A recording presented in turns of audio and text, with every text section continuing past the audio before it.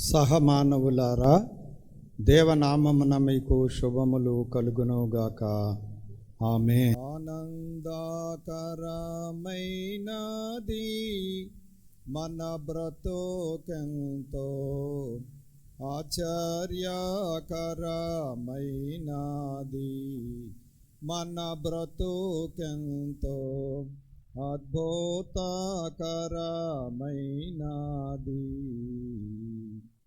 భూమి మన గృహమాయేను, ఆకాశమే భూమికి కాపాయేను. ఆమెంట సూర్యాసం రాదులు దీపాలు, ఏమను జోడైనాను ఎప్పుడు నార్పలేడు. భూమి నాకాశము పూర్తిగా మార్చేడు. స్వామి ఏమనకు స్వతమైన దీపంబు, ఈ మానవ పాపి ఎంత ధాన్యోడాయి. ఆనందకరమైనది మన బ్రతుకెంతో, ఆశ్చర్యకరమైనది.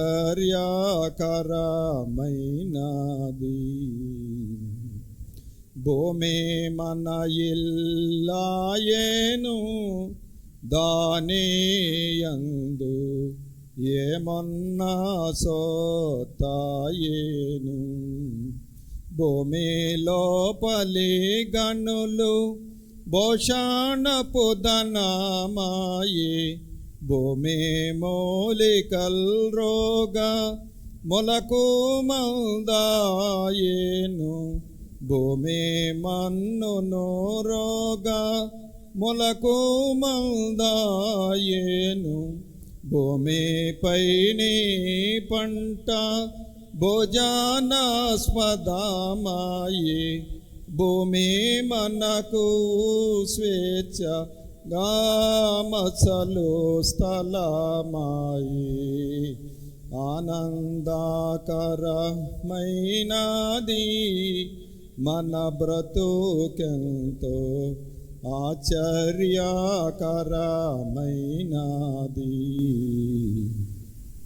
సహమానవులారా, గత 4 భాగములలో రక్షణ మహాసంకల్పము యొక్క ఉపోద్ఘాతము, అలాగే అనాది చరిత్రలో జరిగినటువంటి సంగతులను మనము ధ్యానిస్తూ ఉన్నాం. అనాది కాల చరిత్రలో దేవుడు ఒంటరిగా ఉండుట, ఆయన లక్షణాలు ఆయనతో ఉండుట, ఆయన లక్షణముల ఆలోచన మహాసభ జరుగుట, ఆ సభలో జరిగిన సంగతులను గత 4 భాగాలలో మనం ధ్యానించాం. ఈ 5వ భాగములో మరి దేవుడు మానవులను చేయటానికి పూనుకొన్నారు. అలాగా చేయటానికి మానవుల నివాసము కొరకు సృష్టి చేయటానికి దేవుడు ఆలోచించాడు.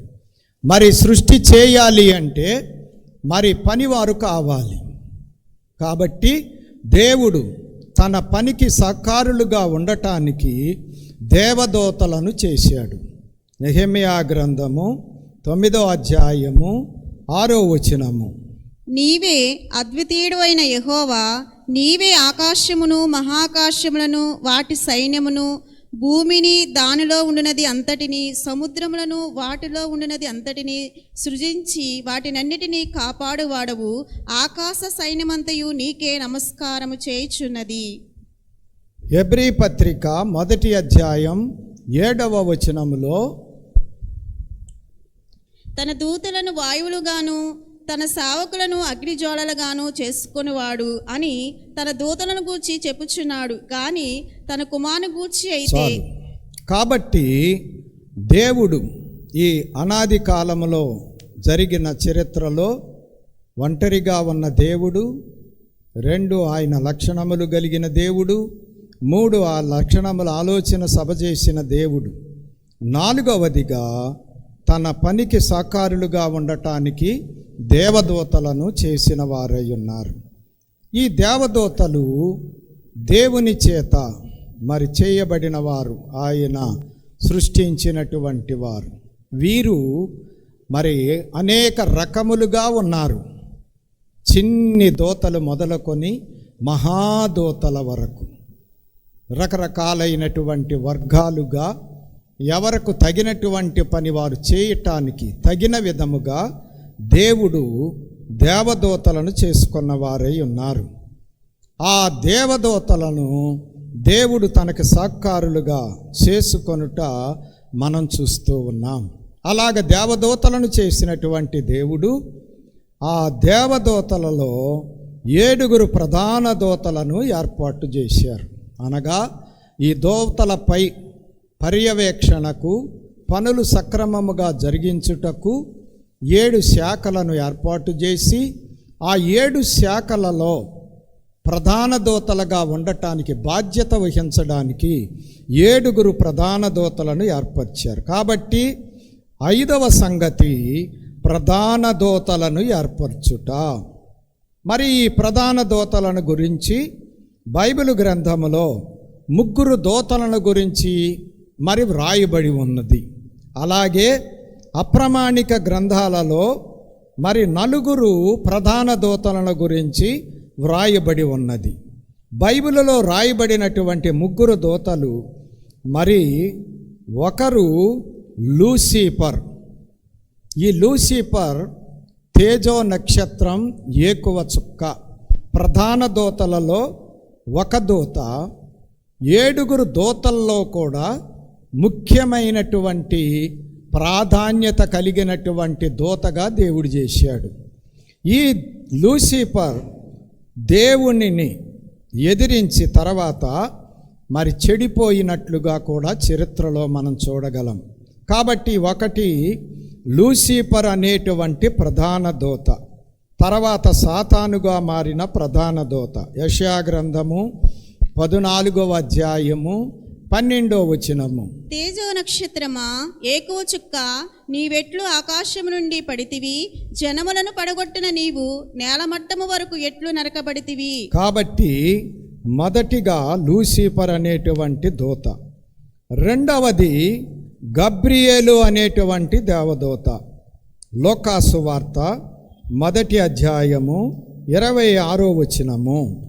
6వ నెలలో గబ్రియేలును దేవదూత గలిలయలోని నజరేతను ఊరిలో. ఇక్కడ మనం చూస్తే మరి లూసిఫర్ మరి దేవుణ్ణి ఆరాధించడానికి మరి సిద్ధపరిచేటువంటి దూతగా కనబడుతూ ఉన్నది. అలాగే గాబ్రియేలు దూత వార్తాహరుడు. దేవుడు అందించిన సమాచారము అనేకులకు అందించడానికి ఏర్పాటు చేయబడినటువంటి వార్తాహరుడు. మూడవదిగా మికాయేలు. యోధాపత్రిక 9వ వచనములో, అయితే ప్రధాన దూతైన మికాయేలు అపవాదితో వాదించుచు. ఇక్కడ మనం చూసినట్లయితే ప్రధాన దూత అయిన మికాయేలు. ఈ మికాయేలు దూత యొక్క పని దేవుని పక్షముగా యుద్ధములు చేయుట. దేవుని పక్షముగా యుద్ధము చేయటానికి ఏర్పాటు చేయబడ్డాడు. ఇలాగో ఈ 3 గురించి బైబిల్ గ్రంథములో మనకు తెలియజేయబడింది. 4వ దూత ఉరియేలు, 5వ దూత రఫాయేలు, 6వ దూత రఘుయేలు, 7వ దూత పరకయేలు. ఈ 4 ప్రధాన దూతలను గురించి యూదుల అప్రమాణిక గ్రంథాలలో మరి ఉన్నట్లుగా మరి మనకి కనబడుతూ ఉంది. కాబట్టి దేవుడు దేవదూతలను కోట్ల కొలది దేవదూతలను చేశారు. ఆ దేవదూతలలో 7 ప్రధాన దూతలను ఏర్పాటు చేసుకున్నారు. 6వదిగా మనము చూస్తే దేవుడు ఈ దేవదూతలను చేసి, ఈ దూతల మీద ప్రధాన దూతలను చేసి ఆయన ఒక సభ ఏర్పాటు చేశారు. అంటే దేవుడు దేవదూతల సభ చేయుట అనగా ఆయన అధ్యక్షత వహించి దేవదూతలందరినీ సమావేశపరిచి ఆయన అధ్యక్షతన దేవదూతల సభ జరిగించారు. ఇది అనాది కాలంలోనే. కీర్తనల గ్రంథము 89వ అధ్యాయము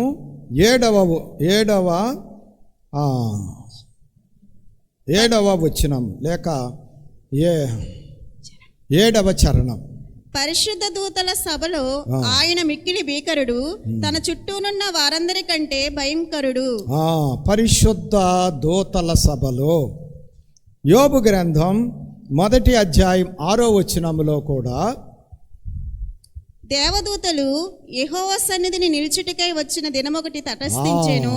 దేవుని సన్నిధిలో దేవదూతలు నిలిచి ఉండేటువంటి సమయం కాబట్టి దేవుడు దేవదూతలందరినీ ఒకసాట సమావేశపరిచి ఆయన అధ్యక్షతన దేవదూతల సభ అనాదిలోనే జరిగించారు. అనాదిలో ఇది 6వ విషయం.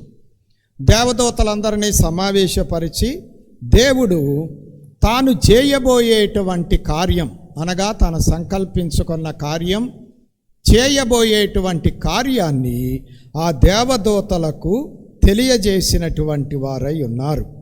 కాబట్టి ఏం జరిగింది అంటే ఈ దేవదూతల సభలో మొదటిది, దేవుడు తన ఆలోచన సంకల్పము ఈ సభలో చెప్పిన వారై ఉన్నారు. అలాగ చెప్పినప్పుడు ఆ దూతలలో ప్రధాన దూతలలో ఒకరైనటువంటి లూసిఫర్ మనస్సులో దురాలోచన చేసి సాతానుగా మారెను. మరి దేవుడు ఇలాగ నేను ఆలోచించాను, ఇలాగ మానవులు చేయబోతున్నాను, మానవులు ఉండటానికి సృష్టి చేయబోతున్నాను అని ఇంక తాను చేయబోయేటువంటి పనులన్నీ కూడా ఆ దేవదూతల సభలో తెలియజేశారు.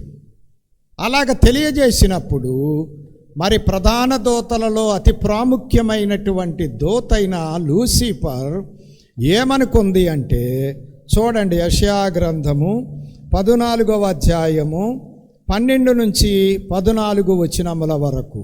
తేజో నక్షత్రమా, ఏకవ చుక్క, నీవెట్లు ఆకాశం నుండి పడితివి, జనములను పడగొట్టిన నీవు నేల మట్టము వరకు ఎట్లు నరకబడితివి.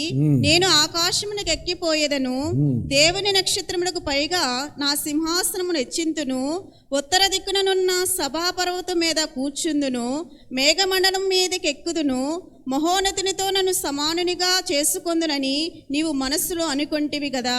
కాబట్టి ఈ లూసిఫర్ ప్రధాన దూత ఏమనుకున్నాడు అంటే, దేవునితో సమానము చేసుకొనటానికి ఆలోచించాడు. దేవుని నక్షత్రములకు పైగా నా సింహాసనము హెచ్చింతు, మహోన్నతునితో నన్ను సమానునిగా చేసుకొందును అనుకున్నాడు. ఎప్పుడైతే తన హృదయంలో ఈ దురాలోచన వచ్చినదో అప్పుడే దైవ విరోధిగా మారిపోయాడు, సాతానుగా మారిపోయాడు, అపవాదిగా మారిపోయాడు. ఇది దేవదూతల సభలో జరిగినటువంటి సంగతి. అలాగే యెహెజ్కేలు గ్రంథము 28వ అధ్యాయము 15-16 వచనాలలో మనము చూసినట్లయితే, నీవు నియింపబడిన దినము మొదలుకొని పాపము నీ యందు కనబడు వరకు ప్రవక్తన విషయంలో నీవు యథార్థవంతుడుగా ఉంటివి. అయితే నీకు కలిగిన విస్తారమైన వర్తకము చేత లోపల నీవు అన్యాయం పెంచుకొని పాపము చేయుచు వచ్చితివి కనుక దేవుని పర్వతం మీద నీ ఉండకుండా నేను నిన్ను అపవిత్రపరిచితిని. ఆశ్రయముగా ఉన్న కెరూబు కాలుచున్న రాళ్ళ మధ్యను నీవికను సంచరింపవు, నిన్ను నాశనము చేసి తిని. కాబట్టి దేవుడు గొప్ప ఆధిక్యత ఈ దూతకి ఇచ్చాడు, కానీ దాన్ని నిలబెట్టుకోలేక దేవునితోనే సమానముగా చేసుకోవాలని ఆలోచించటను బట్టి అతడు తనకిచ్చినటువంటి ఆధిక్యతనంతా పోగొట్టుకొని నాశనాన్ని తెచ్చుకున్నాడు. అది జరిగినటువంటి సంగతి. అప్పటి నుంచి దేవునికి విరోధముగా అతడు నేటి వరకు పనిచేస్తూనే ఉన్నాడు, ఆనాటి నుండి ఈనాటి వరకు. తర్వాత ఈ 6వ విషయములో ఈ సభలో ఈ జరిగిన కారణాన్ని బట్టి రెండవ సంగతి ఏమిటి అంటే, మరి దేవదూతలలో అనేకులైన వారు ఎప్పుడైతే ఈ దూత ఇలాగ ఆలోచించిందో, దేవుడిక నీవు పరలోకములో దేవలోకములో ఉండటానికి వీలు లేదని అక్కడ నుండి ఆ దూతను త్రోసివేయటానికి పూనుకున్నాడు. అప్పుడు ఈ దూత ఉన్నటువంటి దూతలతో తను ఏమి చేశాను, ఇంత మాత్రమునకే దేవుడు ఇంత కఠిన శిక్ష వేయాలా అని అనుటను బట్టి ఆ దూతలలో 1/3 దూతలు ఆ యొక్క అపవాదికి వత్తాసు పలికారు. అవును అవును, ఇది అన్యాయమే అన్నారు. అనేటప్పటికి వాళ్ళందరూ కూడా దయ్యములుగా పిశాచములుగా మారిపోయారు. ప్రకటన గ్రంథము 12వ అధ్యాయము 4వ వచనం. దాని తోక ఆకాశ నక్షత్రములలో 3వ భాగము నీడ్చి వాటిని భూమి మీద పడవేసెను. కననయున్న ఆ స్త్రీ కనగానే ఆమె శిశువును కాబట్టి ఇక్కడ మనం చూస్తే అప్పుడు దేవదూతలలో 1/3 వంతు, 1 కోటి దేవదూతలను మరి దేవుడు చేస్తే 33 కోట్ల దేవదూతలు ఈ లూసిఫర్ కనుక సాతానుకు వత్తాసు పలికారు. వాళ్ళందరూ కూడా చెడు శక్తిగా మారిపోయారు. మనకు అర్థమయ్యే భాషలో చెప్పుకోవాలి అంటే దేవుడి శక్తికి వ్యతిరేకమైనటువంటి శక్తిగా మారిపోయారు. వాళ్ళందరినీ కూడా దేవుడు అక్కడ నుండి క్రిందకి త్రోసివేశారు. 3వ సంగతి ఏం జరిగిందంటే, అలాగ వత్తాసు పలకటాన్ని బట్టి సాతానును అతని అనుచరులను దేవుడు పరలోకము నుండి త్రోసివేసెను. అక్కడి నుంచి దేవుడు ఏం చేశాడంటే వాళ్ళని పరలోకము నుండి త్రోసివేశాడు. అలాగ త్రోసివేసినప్పుడు వాళ్ళు శూన్యములో పడిపోయారు. ప్రస్తుతము వారు వాయుమండలములో మరి తిష్ట వేసుకొని మానవులను పాడు చేయటానికి వారు సిద్ధంగా ఉన్నారు. ఆ పడిపోతూ దేవదూత దేవుని మీద పందెము వేసినాడు. ఇదిగో నీవు చేయబోయేటువంటి మానవుణ్ణి నీకు దక్కకుండా చేస్తాను అని చెప్పి దేవునితో మరి వ్యతిరేకముగా మాట్లాడి తన అనుసరులు అయినటువంటి దూతలను తీసుకొని వాడు శూన్యములోనికి త్రోసివేయబడ్డాడు. అలాగా త్రోసివేయబడినటువంటి వారు వాయుమండలములో ప్రస్తుతము వారు ఉన్నవారై ఉన్నారు. దేవుని లేఖనము చూడండి. మరి ప్రకటన గ్రంథము 12వ అధ్యాయము 7 నుండి 9 వచనముల వరకు. అంతటా పరలోకమందు యుద్ధము జరిగెను. మికాయేలును అతని దూతలను ఆ కటసర్పముతో యుద్ధము చేయవలని ఉండగా ఆ కటసర్పమును దాని దూతలను యుద్ధము చేసిరి, కానీ గెలవలేకపోయిరి. గనుక పరలోకమందు వారికి ఇక స్థలము లేకపోయెను. కాగా సర్వలోకమును మోసపుచుచు అపవాదనియు సాతాననియు పేరుగల ఆది సర్పమైన ఆ మహాకట్ట సర్పము పడద్రోయబడెను. అది భూమి మీద పడద్రోయబడెను. దాని దూతలు దానితో కూడా పడద్రోయబడిరి. అది జరిగినటువంటి సంగతి. అక్కడ నుంచి వాళ్ళు శూన్యములోనికి నెట్టివేయబడ్డారు. మానవులను పాడు చేసే పని, దేవునికి ఇష్టలుగా ఉండకుండా మానవులను చెడ్డవారిగా మార్చుటకు వారు పని పెట్టుకొని వారు వాయుమండలములో ప్రస్తుతం ఉన్నారు. అప్పటికి ఇంకా భూమి కలగజేయబడలేదు. సృష్టి శూన్యములోనికి పడినటువంటి వారు దేవుడు సృష్టి చేశాక వాయుమండలములో తిష్ట వేశారు, అతనును అతని అనుచరులైన వారు. కాబట్టి మరి దేవదూతలు పరిశుద్ధులు వాయువులుగాను అగ్ని జ్వాలలుగాను చేశారు. పరిశుద్ధ దూతలు అని రాయబడి ఉంది. అటువంటి పరిశుద్ధ దూతలు ఇప్పుడు మరి దురాత్మలుగా, అపవిత్రాత్మలుగా, దయ్యములుగా, పిశాచములుగా, దుష్టాత్మలుగా మారిపోయినటువంటి వారై ఉన్నారు. ఈ ప్రపంచములో నేడు మానవులను వీరు అందరూ కలిసి మానవులను దుష్టులుగా మారుస్తూ ఉన్నారు. అందుకే బైబిల్ గ్రంథములో కయీను, ఏబెలు ఇరువురు కూడా ఆదాము అవ్వల కంటే మొదటి మానవులకు మొదటి సంతానం. వారిరువురు కూడా దేవుణ్ణి స్తుతించి దేవునికి అర్పణలు తెచ్చుకున్నారు. హేబెలు అర్పణ దేవుడు అంగీకరించాడు, కయీను అర్పణ అంగీకరించలేదు. అలాగ అంగీకరించని కారణము చేత మరి కయీను హేబెలును చంపివేశాడు. దీని గురించి లేఖనములో ఏమి చెప్పబడింది అంటే, యోహాను రాసిన మొదటి పత్రిక 3వ అధ్యాయం 12వ వచనములో, యోహాను సువార్త యోహాను రాసిన మొదటి పత్రిక 3వ అధ్యాయం 12వ వచనం, మనము కయ్యూను వంటి వారమే ఉండరాదు, వాడు దుష్టుని సంబంధే తన సహోదరుని చంపెను. కాబట్టి ఇక్కడ ఈ దుష్టుడు మానవులను దుష్టులుగా మార్చి తన దుష్టత్వమును జరిగించుకొనుచున్నాడు. దేవుడేమో మానవులు తన వలె మంచిగా జీవించాలని కోరుకుంటూ ఉన్నాడు. ఈ చెడిన దూత మానవులను చెడగొడుతూ ఉన్నారు. మరి ఇక్కడ మనకు ఒక ప్రశ్న రావటానికి ఆస్కారం ఉంది. అది ఏమిటి అంటే, దేవదూత ఎందుకు చెడిపోవాలి? చాలామంది పిల్లలు చెడిపోతున్నారు. తల్లిదండ్రులు మంచివాళ్లే, మరి పిల్లలు ఎందుకు చెడిపోతున్నారు? అది వారి యొక్క మరి నైజం, వారి యొక్క స్వభావమును బట్టి కలిగేటువంటిది. కాబట్టి అలాగ చెడినటువంటి వారిని దేవుడు ఎందుకు నాశనము చేయలేదు అనేటువంటి ఆలోచన కూడా రాకమానదు. అయితే దేవుడు దయగలవాడు, ఎవ్వరినీ కూడా వారు చేసినటువంటి తప్పుకు వెంటనే శిక్షించడు.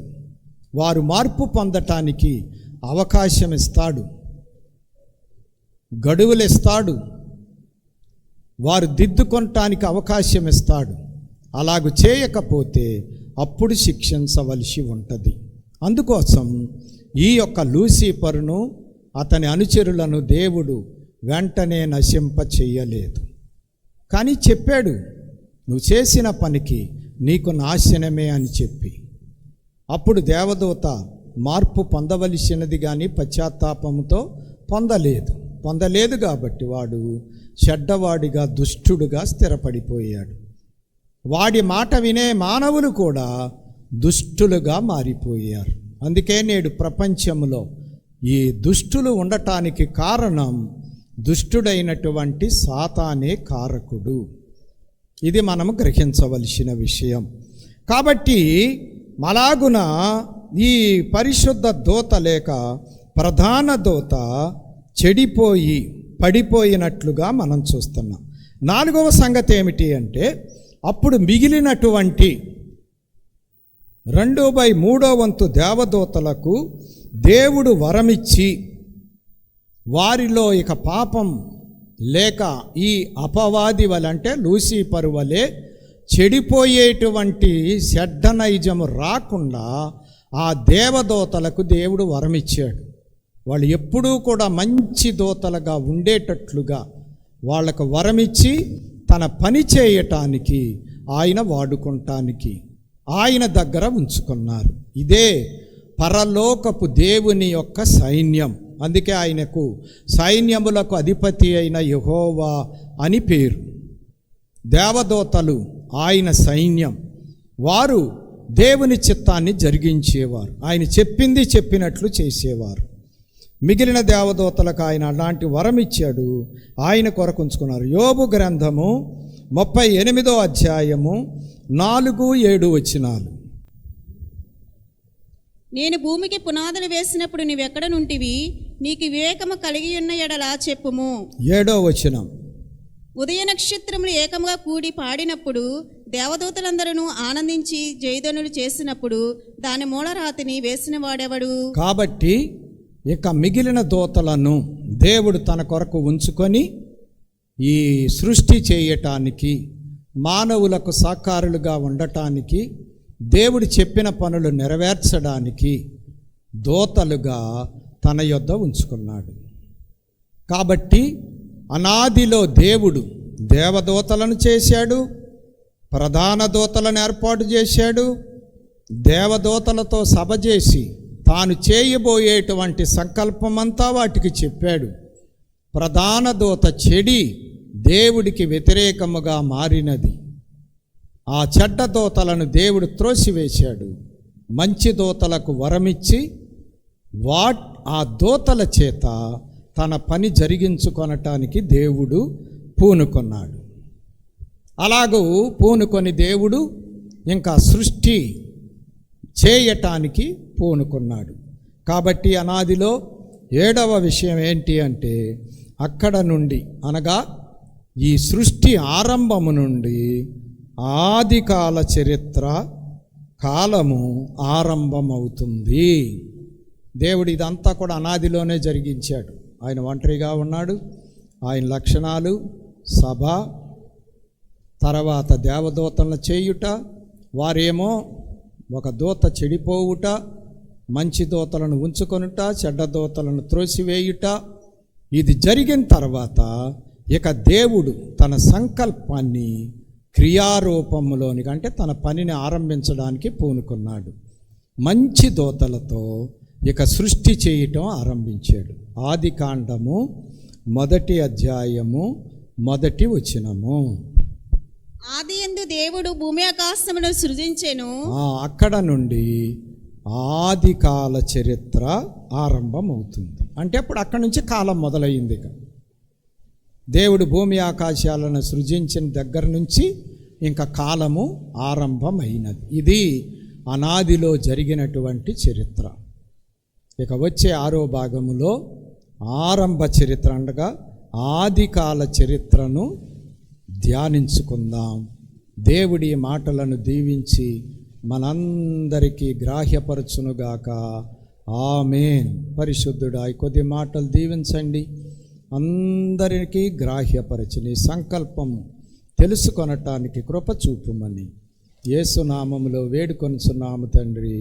ఆమేన్. మరణాత.